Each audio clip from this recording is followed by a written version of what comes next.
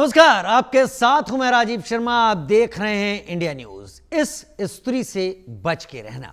कई बार कुछ हादसे, कुछ कहानियां ऐसी होती हैं जहां पर जिस पर सबसे ज्यादा यकीन किया जाता है उस पर ही शक सबसे ज्यादा होता है। जब नजदीकी संबंधों में यकीन का स्तर टूटता है तो कई लोगों के विश्वास टूटते हैं और फिर एक ऐसी कहानी निकलकर सामने आती है जो यकीन करने लायक नहीं होती। वाकई इस स्त्री से बचकर रहना।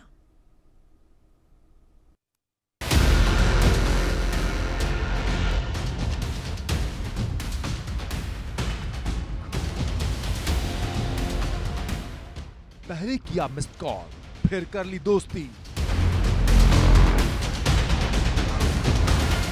बुजुर्ग के साथ हुई हमबिस्तर, हनी ट्रैप में फंसा फाइनेंसर।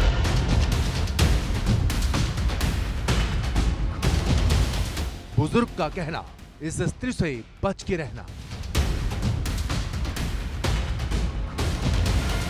दिल्ली से सटे गुरुग्राम में एक हैरान करने वाली वारदात सामने आई। वारदात ऐसी कि आप भी सोच में पड़ जाएं। दो महिला और एक बुजुर्ग। महिला शातिर तो बुजुर्ग फाइनेंसर।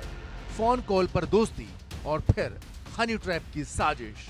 गुरुग्राम में दो महिलाओं ने एक बुजुर्ग फाइनेंसर को अपने प्रेम जाल में फंसाकर उसे ब्लैकमेल किया, उससे लाखों रुपए की डिमांड की और जब बुजुर्ग ने रुपए देने से साफ इनकार कर दिया तो उस पर रेप का आरोप मढ़ दिया, क्योंकि उनमें से एक महिला बुजुर्ग के साथ हम बिस्तर हो चुकी थी। जानकारी के मुताबिक बुजुर्ग रामलाल फाइनेंस का काम करते हैं। एक दिन उनके नंबर पर एक मिस्ड कॉल आई।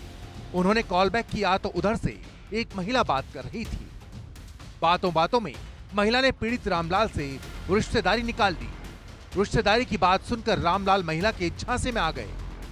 जान पहचान बढ़ने के बाद महिला ने अपनी एक और महिला साथी के साथ मिलकर बुजुर्ग से बात करनी शुरू कर दी और एक दिन दोनों महिलाएं बुजुर्ग के घर पहुंच गई, जहां एक महिला ने बुजुर्ग के साथ अपनी मर्जी से शारीरिक संबंध बनाए और उसके बाद महिलाओं ने बुजुर्ग को रेप के झूठे मामले में फंसाने की धमकी दी।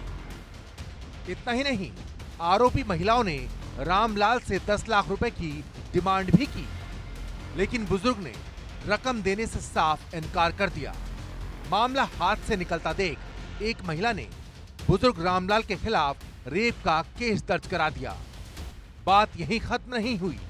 बुजुर्ग को डराने के लिए एक नया किरदार सामने आया, जिसका नाम था कुलदीप। पेशे से वकील कुलदीप ने पीड़ित बुजुर्ग रामलाल को कॉल किया और धमकी देते हुए कहा कि अगर कम से कम 6.5 लाख रुपए नहीं दिए तो केस वापस नहीं होगा और उन्हें जेल जाना पड़ेगा। बुजुर्ग रामलाल इज्जत जाने के डर से पूरी रात सो नहीं पाए।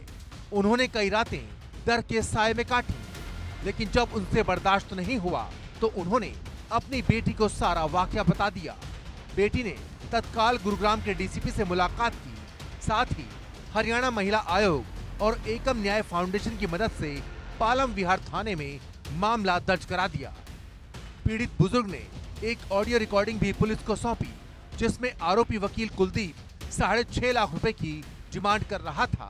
इतना ही नहीं, कुलदीप ने रिकॉर्डिंग में दावा किया कि उनका एक गैंग पूरे हरियाणा में एक्टिव है और वो बुजुर्ग को किसी भी कीमत पर नहीं छोड़ेंगे। इस मामले में पुलिस को एक कंप्लेंट एक महिला के द्वारा दी गई थी कि दो महिलाओं और एक व्यक्ति के द्वारा उनके फादर को लगातार किसी झूठे मामले में फंसा करके और पैसे की डिमांड की जा रही है, जिसके ऊपर गुरुग्राम पुलिस के द्वारा पालम विहार पुलिस स्टेशन में एफआईआर रजिस्टर की गई थी। इस मामले इन्वेस्टिगेशन के दौरान एक व्यक्ति के सहित में दो अन्य जो महिलाएं थी, कुल मिलाकर के 3 आरोपी थे। ये जो व्यक्ति था जिसको पुलिस के द्वारा अरेस्ट किया गया है, इसकी पहचान कुलदीप के रूप में हुई है, जो कि भिवानी का ये स्थायी रूप से रहने वाला है और फिलहाल गुरुग्राम में ये वकील के तौर पर ये काम करता है। इसके अलावा जो 2 अन्य थी, इसमें वो दोनों ही महिलाएं हैं। एक 24 वर्षीय महिला है, दूसरी इसमें 47 वर्षीय महिला है। एक दिल्ली की रेजिडेंट है और दूसरी रोहतक की रेजिडेंट है। तीनों ही एक्यूज को पुलिस के द्वारा अरेस्ट करके और कोर्ट में पेश करके जेल भेजा। ऑडियो रिकॉर्डिंग सुनने के बाद पुलिस एक्शन में आई और वकील कुलदीप समेत तीनों आरोपियों को गिरफ्तार कर लिया। गिरफ्तार की गई महिलाओं का नाम आशा और कंचन है।